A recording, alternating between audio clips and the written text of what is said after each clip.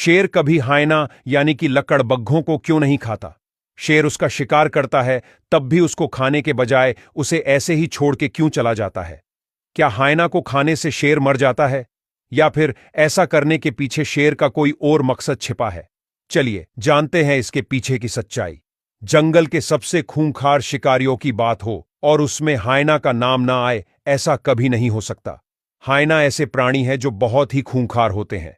अगर एक बार किसी शिकार को दबोच ले तो समझो उसका नामो निशान तक नहीं मिलता।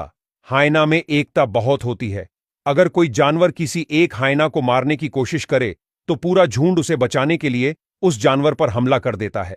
हायना झुंड में घूमते हैं और छोटे जानवरों का शिकार करते हैं, लेकिन कई बार शेर और तेंदुए जैसे शिकारियों से भी भोजन चुराते हैं। वैसे तो हायना का शिकार करने वाले जानवर तेंदुए, शेर और मगरमच्छ हैं, लेकिन उसके सबसे बड़े प्रतिस्पर्धी शेर होते हैं। अफ्रीका के जंगलों में शेर सबसे बड़े शिकारी है और यदि उन्हें अवसर मिले तो वह हायना को मार भी डालते हैं। नर शेर हायना से आकार में दुगने और 3-4 गुना भारी होते हैं। शेर के पंजे का सिर्फ एक झटका वयस्क हायना को बड़ी आसानी से मार सकता है।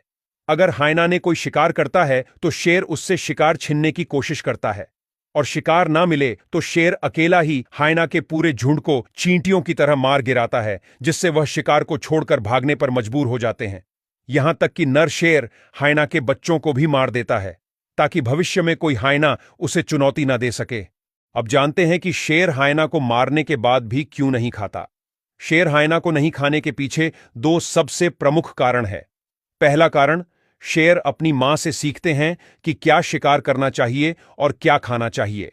इस कारण से वह भले ही हायना को मार दे लेकिन उसे खाएंगे कभी नहीं, क्योंकि शेर ज्यादातर शाकाहारी जानवरों का शिकार करना पसंद करता है और उसका मीट भी ज्यादा पौष्टिक होता है, जबकि हायना के मीट का स्वाद शेरों को बिल्कुल पसंद नहीं आता।